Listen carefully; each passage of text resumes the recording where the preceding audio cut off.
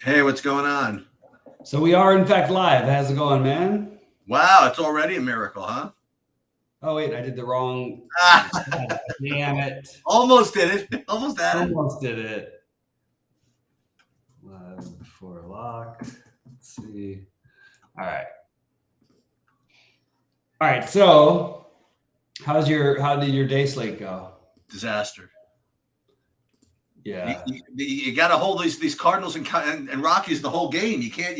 I was fine, and then the last like 4 runs just knocked me out. Yeah. It's tough. Made a lot of pivots over to Arizona and Milwaukee, and I had a lot of Colorado because this is like a day I feel like I want more credit for some of my pitching calls. Like, first of all, Battenfield at 4,800 with 12 points, which was fine for this slate because basically anybody you played, the highest you were getting was 20 from anybody that you played, except for me, who played 30% of what's his name? Kirby. Wish I would have gone higher. He was 2% owned, and he's the highest scoring player on the slate. What do you end up with? 25? No, I think it was higher than that. Hold on, let me just check the lineup real quick. Yeah, the win odds. He ended up with 28. Any chance Seattle won the game? Yeah, they won. Oh, unbelievable. I can't even remember right now who they're playing next. We're good. They're playing, I think, Colorado next. I don't know. That's at home at least. This was supposed to be the tough part.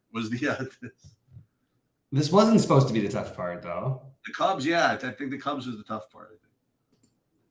I mean, that's pretty scary because the Cubs are one of the 5 worst teams in baseball, probably. Good play, but we got to win. And it's like, yeah. Also, like weird things that probably hurt people were the Bellinger home run with 2 outs on an 0-2 pitch in the 9th, down up by 4. That doesn't help. I'm gonna leave at some point later on not for a while. Excuse me. To try to finish building because I have some pretty big lineups out there, and I have an idea of what I'm doing. It's a lot of what we said earlier, but I still have a lot of editing to do because I want to get some more exposures and stuff here, like than I have right now. So, well, let's go through all this. I updated the projections and stuff. Actually, boy, oh boy, like. Sabersim's kind of in a pesky mood today. What's that? You want me to play some Oakland, some Kansas City? I agree with that. Yeah. You should definitely have that in your exposures. I do. Yeah. I don't know what else to say. Yeah. Baltimore, obviously. Toronto, obviously. But Oakland's. I like the Dodgers. I like the Dodgers as well. I don't like love, but it's a 6-game slate. Don't like this is what it comes down to. And I keep saying this, but like it's much more important on smaller slates than bigger slates. Well, you could argue for both, but it's really how does your team score your runs? How are you scoring runs? Do you have a bunch of like gap hitters who don't ever steal? Do you have a bunch of home run hitters and nobody ever runs and a bunch that do? Like, it's just always good to err on the side of the teams that do both right now. And I feel like Atlanta, to some extent, the Dodgers, actually not this year so much with the running. Trey Turner would have helped that out if he was still there. But I think Atlanta, Toronto, I just am always going to side with those teams. You know what I mean? If it comes down to an iffy or a close situation, which pretty much everything in baseball does, I think you're better off just siding with those teams. But the thing is, like, obviously Toronto is going to be really popular. So why not just play Atlanta with Toronto or the Dodgers with Atlanta or something? Just, you know what I mean? Or the Dodgers with Toronto. I'm a little bit lower on everyone's Texas expectations because, again, it's how do you score runs? You watch teams score 14 runs without a home run, and great, that takes a lot to get to that 14 where those numbers start to matter. And on these slates, I just think it's important. It's like Tampa Bay is one of those teams that they don't have like a powerhouse thing outside of their 6,100 Arozarena, who's actually going to be pretty popular. They don't have like a powerhouse play. They also except of course for Isaac Parodies, but we're just relying on Isaac Parodies. Even Parodies got subbed out of the game. Like they do weird stuff, and that's really weird. I don't think they'll do that anymore. I do like Parodies, by the way. But I'm just talking like on these slates in general, like for Tampa Bay to win a slate, and I mean your best fantasy player outside of Arozarena, actually you're better than Arozarena except for last year. Brandon Lau is not even in the lineup today. Like, sure, you can play the 2K shortstop batting ninth who might get 2 at-bats at most. Because how long, if you're going to stack against Sale, how long are you waiting till you bring in, if they scored 5 runs on a bunch of singles and doubles, then you're bringing in Brandon Lau, that it's a one guy gone. Then you're bringing your other lefty off the bench. I can't remember his name off the top of my head, but like all of a sudden, then Harold Ramirez or somebody like that's gone. It's just scared. It's just harder to stack with them profitably. And they're going to be low-ish owned, but so is Atlanta and so are the Dodgers. And I guess that's the way I'm looking at it. And I agree with the KC take of it. I actually think KC is going to get more ownership than people think. I think Texas is going to get a pretty good amount of ownership. I think Texas actually is looking like, because of the pricing, probably the most popular. I would treat them the way I was treating Coors today, which is like play a couple if you need to fill out one of your stacks. But you can use Toronto. You can't use as a primary with Texas. That doesn't work. You can use Tampa. Yeah, I'm sorry. You can use the Dodgers or Atlanta with basically anyone. And then you're deciding between Toronto and Baltimore. If you play Toronto and Baltimore, you have to get the Dean Kremer or some pitching. You know what I mean? I like the Kramers. I kind of like him tonight. Yeah, but don't you think so? There's something too like that. Taking a shot on get the less than 10% pitchers and take the hitters, because we know outside of Strider, like there's no real astronomical projection, and it wouldn't be all that shocking if nobody ended up with more than 22 tonight. No. So why not take a guy who might get you just 15 or even 12? That might be good enough. Like it really might be. And on the earlier slate, if I got the right pieces and the big guy, I loved the playing the 4% owned guy who's literally, he's half the price, but he's also half the score, and he changes your build and you can play whatever spend ups you want. That's what's important on these smaller slates. Earlier was a bigger slate. Today's you got 6 games, and like you need to find ways to get different. So I'm all on board with like getting weird with pitching. I like the Chris Sale thing more than I think that I did earlier. I think I'm playing Chris Sale in like at least 30 or 40% of my lineups, maybe higher. It'll probably be in one of my 2 biggest buy-ins. Wow.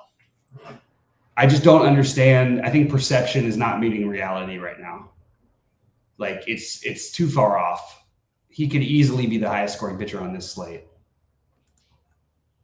Strider gets a little wild, a guy who's come out of 3 games in a year because his arm was whatever.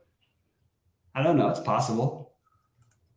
I even have a little bit of the Wanderchuk or whatever his name is. It's weird that Hunter Green is getting less ownership now than earlier. That's another one that if you're not playing the Braves, that you can use to get at least a little different at pitching with a guy who could have the highest scoring slate. Yeah.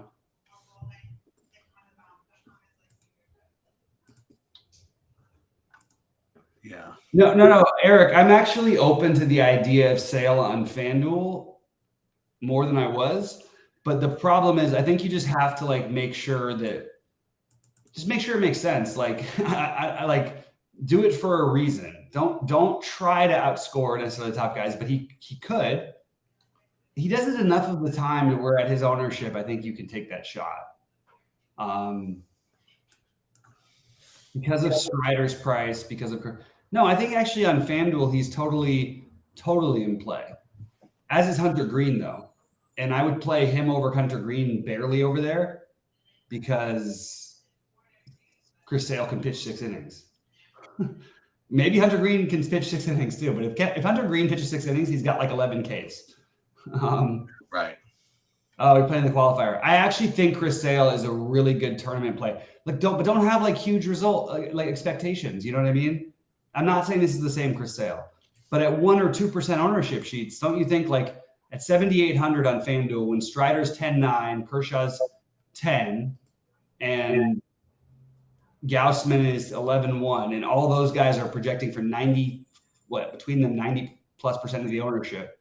Eovaldi next, then Cobb, then Hunter Green, then Kremer, then Sale at 1%. I'll play Sale.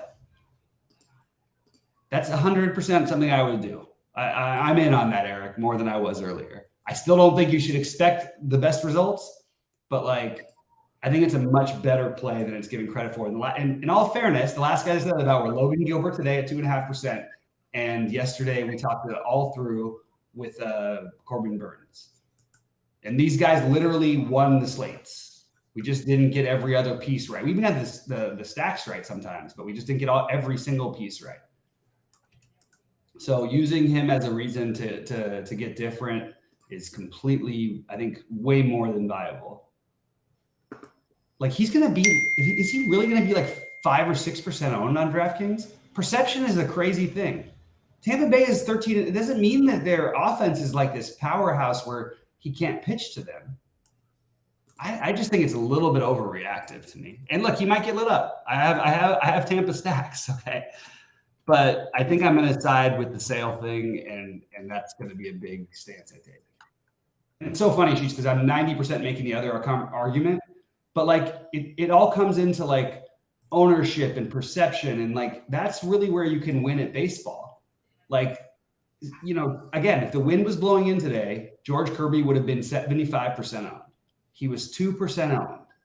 Okay, that's not a real thing.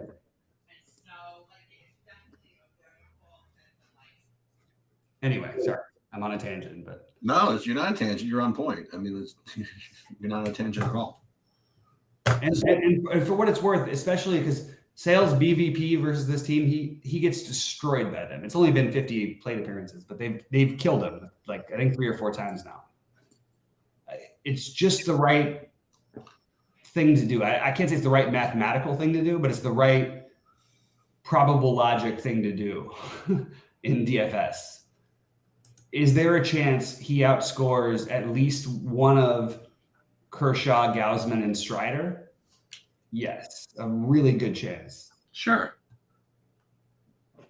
What's weird is that Strider is the highest owned and for good reason, but the least likely to not have for him to outscore is probably Kershaw, because he's without a question, I think, the most consistent pitcher. Like Strider is just crazy electric, and the strikeouts mean everything. I realize they should change some of the baseball rules. They need to make it like a sacrifice bunt should count as like 1 point or something on DraftKings. You know what I mean? No, I'm serious. It's like real. It should be real. And you get those things in certain really advanced baseball leagues. When you move the runner over, that would be like 1/4 of a point or something. With less than 2 outs with no outs and a runner on second. If you hit a ground ball to first, you should get 1/4 of a point. If you're playing one lineup, is Sale your guy? Boy, I don't know. I made a really good case for him, Eric. It's a really good question. No. On DraftKings, no, because you have the salary. On FanDuel, there's other ways to get different too. I mentioned all the stacks that I really was fond of, but like maybe on FanDuel, actually it might even be a little more owned than I thought, but like maybe KC would be a way to go. All I know is I'm not stacking Boston. I don't mind the Oakland stacks, so I'm not going to say that. I'm not stacking Cincinnati. I'm not stacking Detroit. I'm not stacking Texas. I'm not stacking the Giants. Everybody else is on the table, but that to me just means like a lot of 3-3-2s, 4-2-2s, 4-3-1s.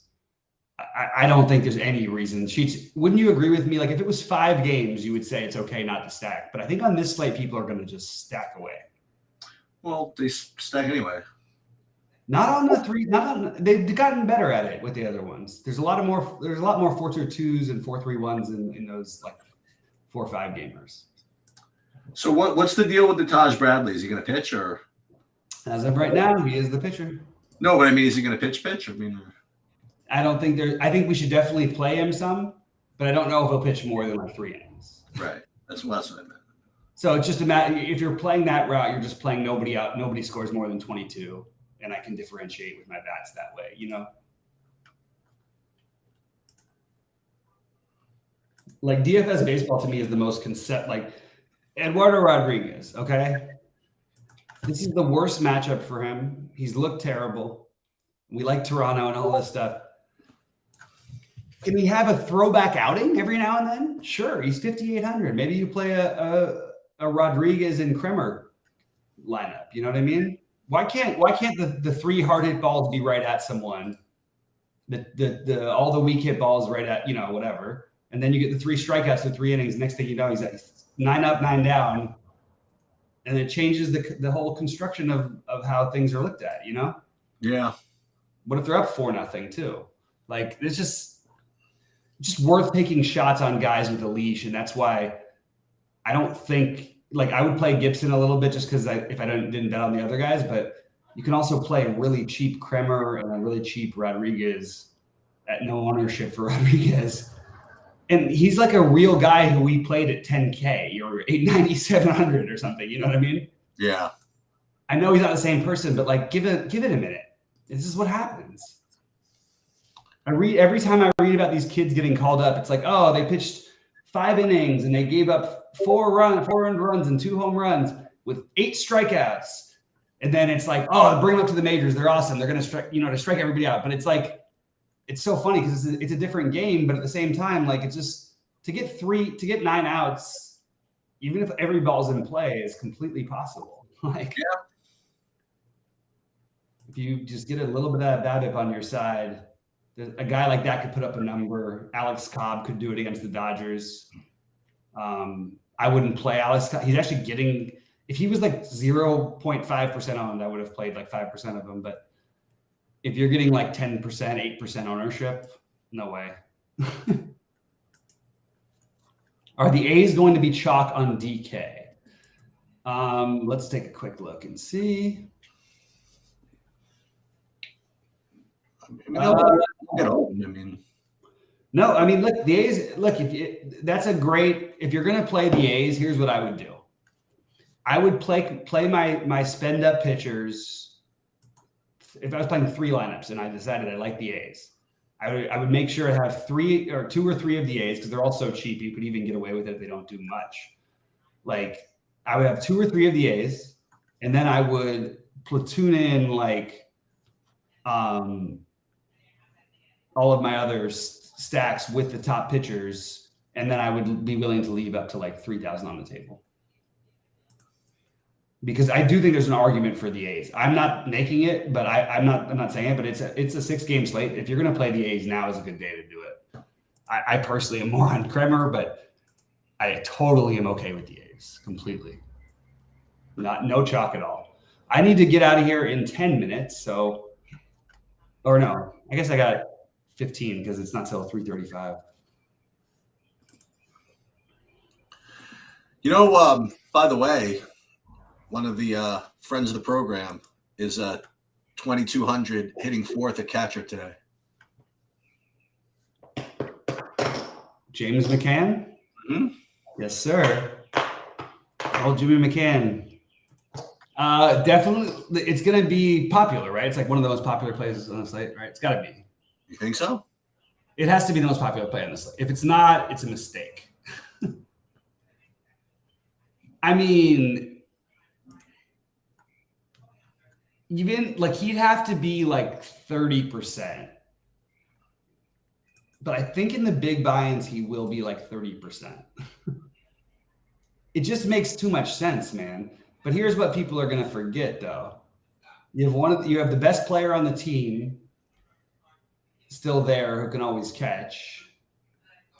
I don't know which one's catching and DHing, but I don't think it really matters. Even if McCann's catching, and which is probably what's happening, and then Rushman will DH, and then he can always just switch over to catcher.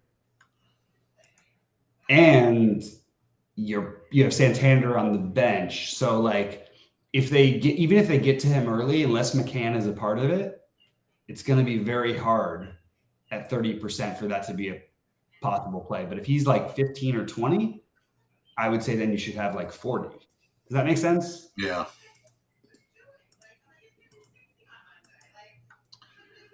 Did what's his name get in again? Wait, where'd he go? Hine? No, he's not in. Leon's in. Okay. You know, people aren't going to play though. Like I would actually use this as a really good opportunity to play.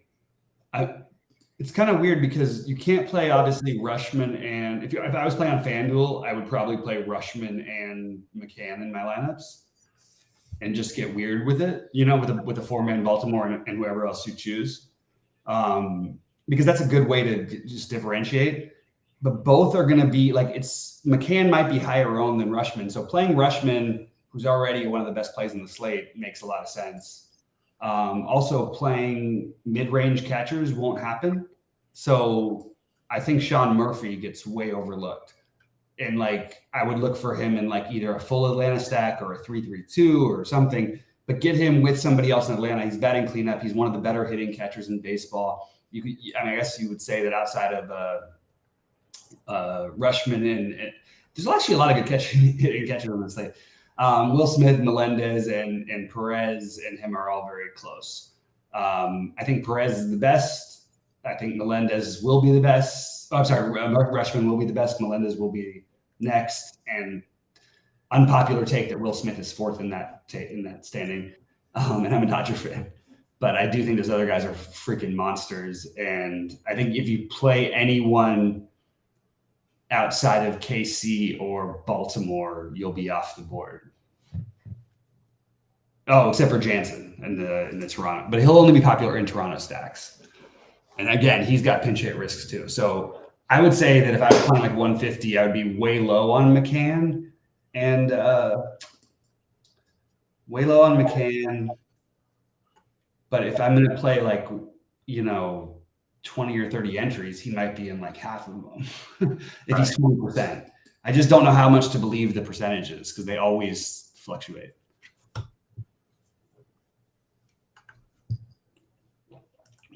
Eric, I can't just give you away every single thing. I already post all my early builds and everything now. I'm happy to show you in the Discord. I will never like tweet directly at somebody, but I am on the Dodgers. And if I'm playing one lineup and one stack, there's no one stack on a FanDuel qualifier. And also the qualifiers are, I don't know, to me, just the worst use of money in the world. I have a question. What do you think the Dodgers lineup's going to look like? My guess would be pretty standard. You think you get Outman and Peralta? Yeah. Yeah, there's no reason why you wouldn't. You're facing a righty. Yeah, that's what I figured. Of course, San Francisco has the most lefties in their pen. They're so smart. They literally built their team to try to beat the Dodgers every year.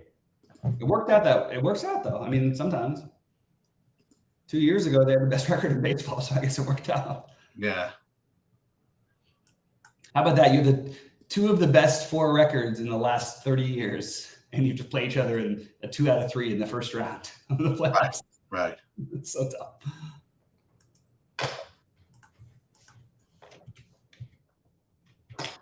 My stack, picking one stack, it depends. So if you're pitching Sale, my one stack would be Toronto and Baltimore. That would be my way of playing.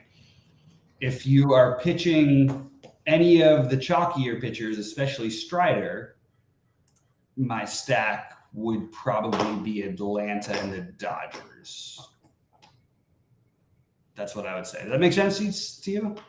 Yeah. On FanDuel?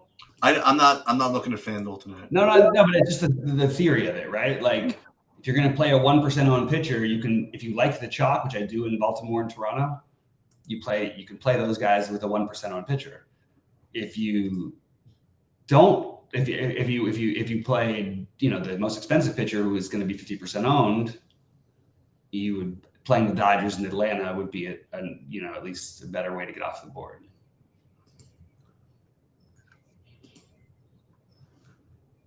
All right. But I would also probably, like, if I were you, I would do, if I'm playing qualifiers for like large amounts, which I'm guessing that you are tonight, I'm gonna say that I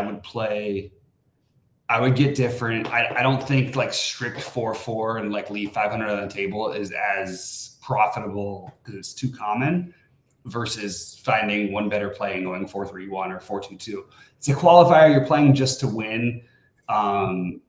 And I just don't think that I think getting one awesome play like tonight, the guy for me would probably be, let's see, who would I have as my highest? This can't be right.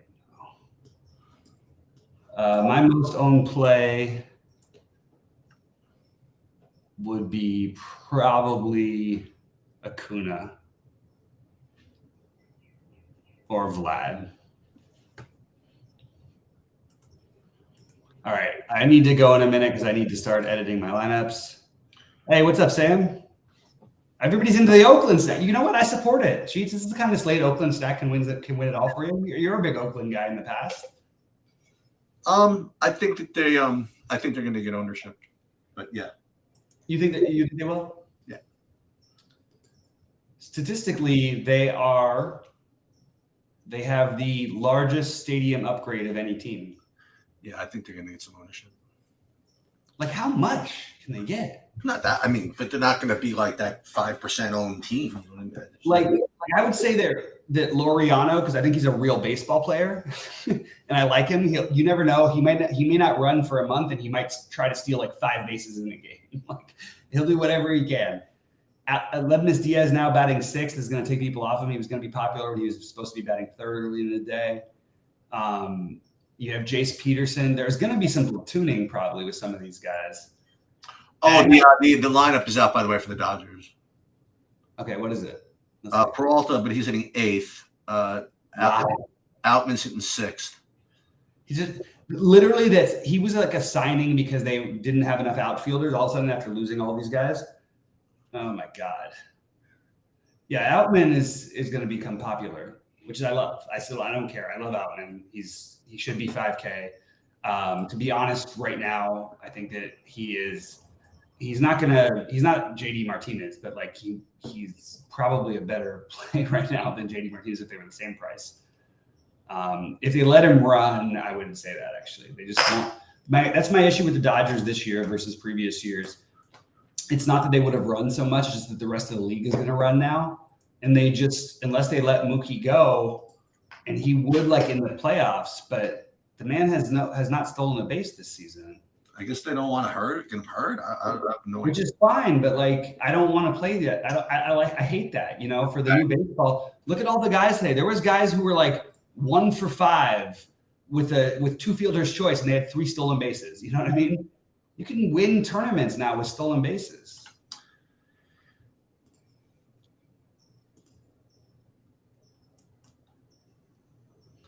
Yeah, the A's best hitters are gone, basically. So it's kind of an interesting spot. So I think that's where I'm coming to terms with it, is the weird pitching plays that I have with the Kremer, a little bit of Rodriguez, not in big buy-ins, maybe one big buy-in. By the way, what about the best like leverage sheets? I mean, wouldn't SaberSim spit them out? Who? Eduardo Rodriguez. I don't know how popular Toronto is going to be at the end of the day. But what about just pitching Eduardo? Really? I'm not sure.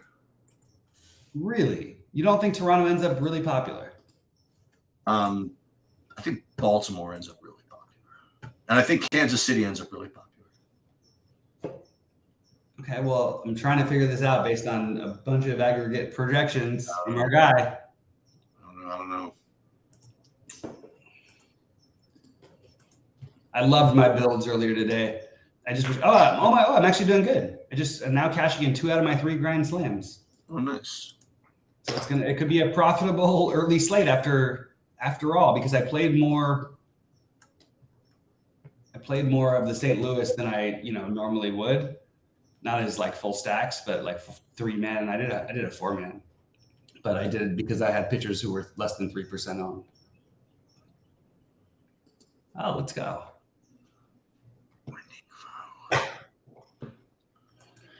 For those of you that are interested, the Islanders are my top stack in the hockey. You want to talk about the NBA, or no, not really? I'll talk about it. I don't think I'm playing anything. Oh, okay. I'm playing. I like all-in must-win games. I just think I'm gonna wait till the regular playoffs, because my take on the actual games. Yeah. So the best team in the NBA this year was Utah against the spread. Second best was OKC, which OKC has been long consistently the best team against the spread in the NBA. Having said that, I think New Orleans is going to smoke them. I was really wrong last night with my bets. The only thing I was really right about was my strongest conviction, my better takes 5-star conviction was the unders. Even in overtime, the Lakers. Amazing, right? Even in overtime, they couldn't hit the under. And by the way, that's what I'd be betting again today. I like New Orleans by a lot. I think Toronto is the kind of team that I still don't understand why they're in this position. And I think Chicago actually found something. So I actually feel like if it was in the West, these teams could like be scary in the second round. I don't know what to pick between them. I honestly think the logical pick is Toronto. Everybody thinks the game should be a closer spread. I would play probably every lineup with DeRozan. I don't think I'd have any without him. I think I probably would pick one other bull, and it would probably be Levine, potentially Vooch. But I like the idea of playing Podol. So you have Podol, DeRozan, Levine. I think you have Gary Trent, who's like kind of the cheapo who makes sense, but I actually don't like it as much as most people will. And I think there's an outside chance for like a big Chris Boucher game That's interesting. That's your get weird, because it's going to be a tight rotation, but like you can't stop a guy who's going to get a rotational turn who can put up 30 in like 8 minutes. We've seen it before with Boucher, by the way. Right. Not be unprecedented. We've seen him with 45 at halftime in like 9 minutes of playing. I mean, I'm serious, because he'll get like 4 blocks. Maybe this isn't the ideal game, but the Bulls are sloppy offensively. Like maybe, I don't know. So he's my get weird one. Otherwise, the core guys are the other guys. I think that Lou Dort would be an automatic for me. I think that Jalen Williams would be an automatic for me. I think that if he plays, which you won't know till later, but I would suggest this is why I didn't want to stack the earlier game too much with the value. Play Larry Nance for the value, but if he doesn't play, which I think he's going to play, but I actually think the weird thing is what I can't get away from is these 7K things, and I think maybe the best play is Joe Val on the slate. Just never trust him, like not him. I mean, like, but even if Nance plays, cheats. You have the team who can't guard a big man for a must win. Right. This is the time, right? So my weird bet of the night would be probably at 50-1 because of the playoff situation or whatever with Shea and with Siakam and with all of the Bulls and with other Pelicans. I would bet probably at more than 50-1 probably that Joe Val could be the highest scoring player on the slate.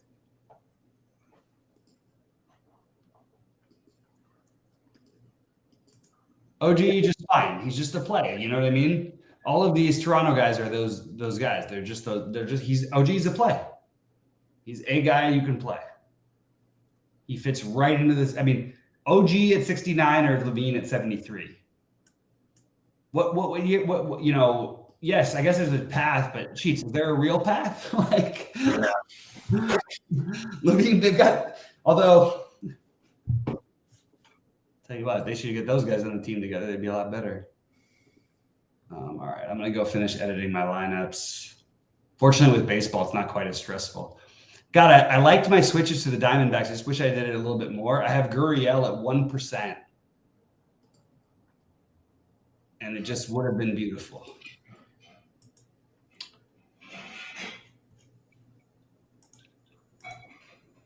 He's in like 5 lineups, though. OG's fine. It's just a play, though. Like, I mean, I can't tell you whether he's going to shoot the ball well tonight or not. He'll disappear into the background. I would prefer picking one of the other Toronto guys with 2 of the Bulls guys, and then playing Joe Val, playing Jalen Williams, and then playing very weird value. That would be my strategy. Isaiah Joe would be a guy. Jalen with a Y, Williams would be a guy. And obviously, like a 2-game slate, obviously a 2-game slate doesn't matter. Like playing guys like Levine and DeRozan together is totally fine. No, yeah. I mean, actually, theoretically, you could make a very good argument for a full just game stack of the first game and skip almost everything in the second game. That's probably a good way to go. I also think there's an outside chance Toronto, like, I just don't, it doesn't even matter what I think. Like, there's no way I'd play a basketball lineup tonight without DeRozan and one other Bull. There's no way I would play a lineup tonight without Lou Dort. Yeah. There's probably no way I wouldn't play my biggest Bayern lineup tonight without Joe Val. It just makes the most sense. It's the biggest mismatch you can possibly have. The issue is foul trouble, and the issue is a bad start. Yeah. You know? Like a really, but it would have to be like 7-8 minutes of a bad start. And I just can't see that happening because there's nobody physically who can compete with him. Like, he could have 10 rebounds and 10 points in like the first quarter. No problem. If it goes the way I think it will go. And they're going to put Herb Jones on Shea, then Giddey as the secondary outlet. Brandon Ingram's been playing much better. And then you run your offense through Joe Val. That's what I would do if I were them.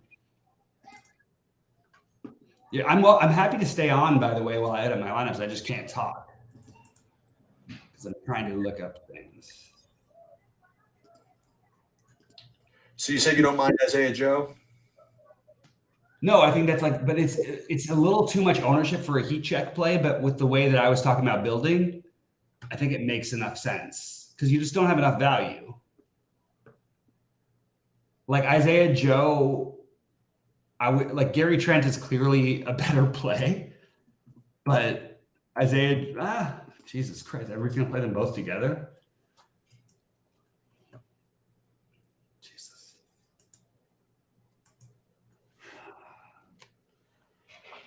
I don't think I would spend, I guess I'll put it this way. I don't think I would spend more than $7,700 on a player.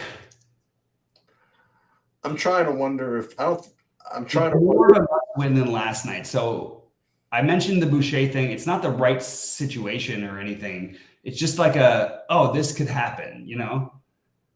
And at zero ownership, that makes sense. But like the logical thing of what happens is even in a 20-point game or whatever, you're going to have your stars on the court the whole time. Unless one of those subs is like Boucher makes 5 threes, which in that case, you're already good anyway, you know? But like weird things happen. I just think it's smart not to spend over $7K. I also think Siakam and Van Vliet, based on everything from the regular season, will exceed what their point per dollar is. I would bet the over. Siakam being at 42 fantasy points is a joke. That's the floor outcome for him. Fred Van Vliet being at 41, that's a joke. But it's also a joke with DeRozan and Levine and Vooch. They're all on, everybody's underpriced. And Joe Val. No, but even the projections are wrong. Like, they're just way off. They're just misaccounting for minute sheets. Like you said. That's what they do. Sheets, do you think I could get away with a Gaussman, Strider, and Atlanta, Texas stack? Hell yeah. Yeah? Hell yeah. It's not bad? Oh, okay. I think it might even be too chalky, no? Well, that's what I was afraid of. Oh. I don't care about whether it's good or not. I just care about whether it's chalky.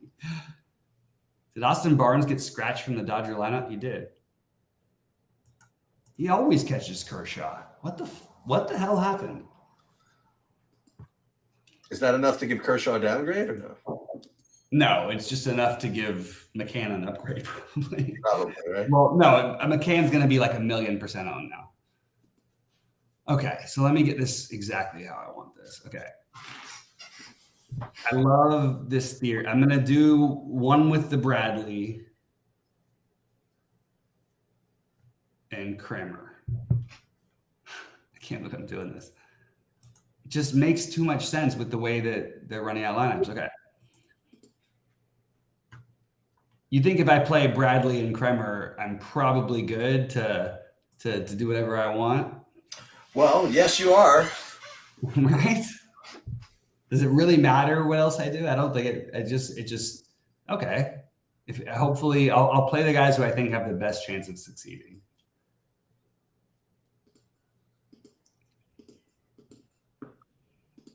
But why can't that be a good way to build? It's just the opposite of what everyone's. I mean, I'm always the spend up at pitcher. It doesn't matter. But six games, it's time to get creative.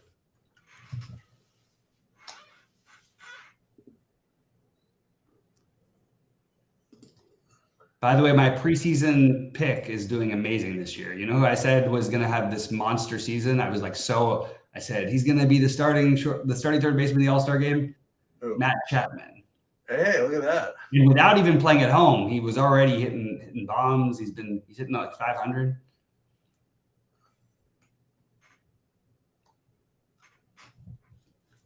Oh, and by the way, taking pictures in this, it's totally okay because of the time of year. But I actually disagree. I come to a different agreement with myself with slates like 7-8 games or bigger.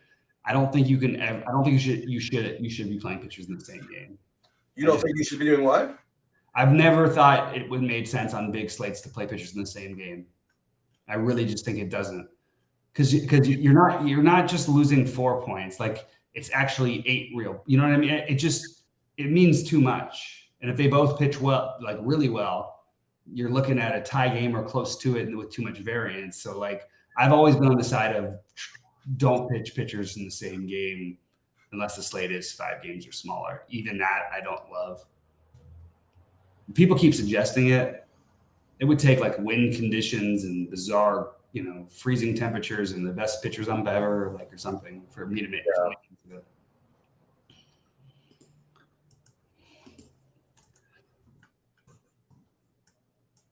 This is a good lineup too.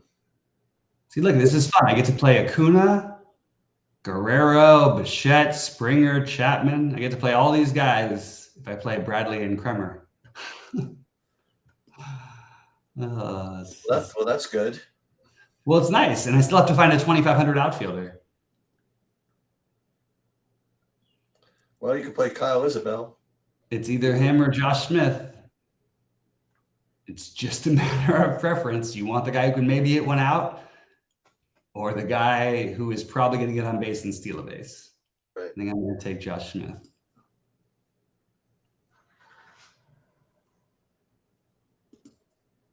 Hold on. Hold that thought. Yeah, I think that Boston's lineup is garbage tonight. I just want a few innings out of them if I'm going to play this kind of chalky-ish stack. I guess I should play Baltimore too, but part of Baltimore's appeal is that they're cheap. I'll tell you, Josh Smith is that price is pretty strong. That's pretty amazing, isn't it? I have to say.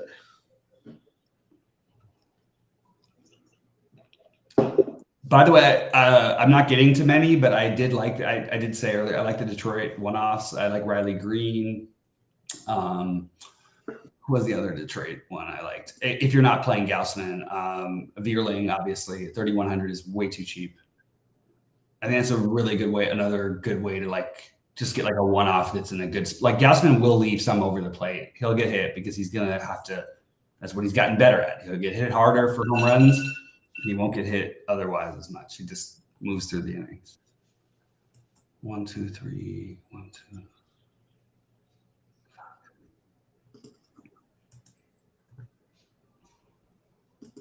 There we go. The chalkiest stack I could build with the the pitchers that no one will have the combination of. All right, I can get going now.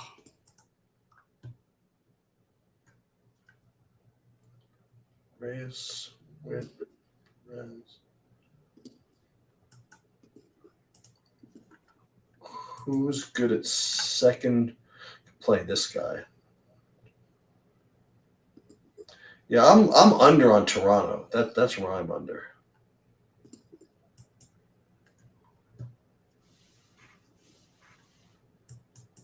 You're under on Toronto. Okay, cool. No, but then, like, to me, I'm going to make sure to get a little bit of the guy I was talking about then.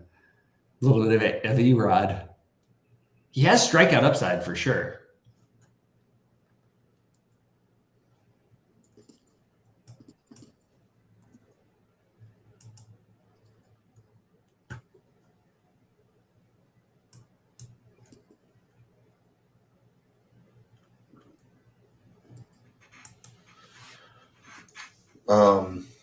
Josh Jung, 3,800. Nate Lowe again, 4,600. That's not much of a bargain for him. He's not getting bargained. Oh, there's too many good spots in a row. I love this lineup. Can't complain about this one. Oh my God. This is the first lineup I built today too, and it looks beautiful to me. Escantino.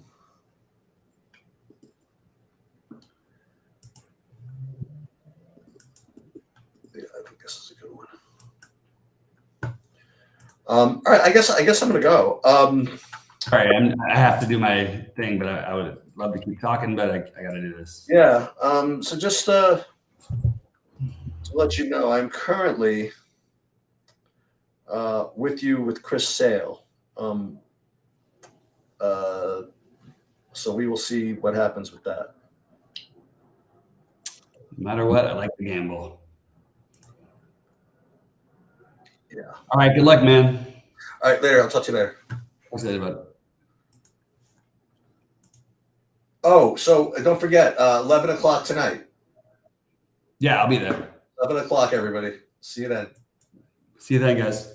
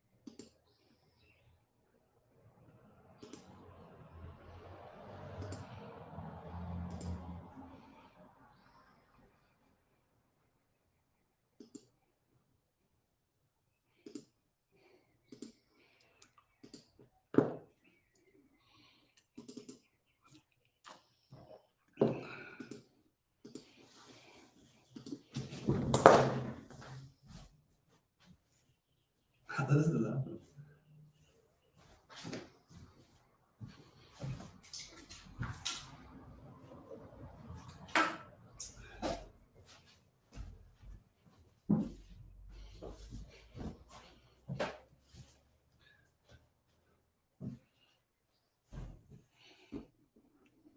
Mm-mm.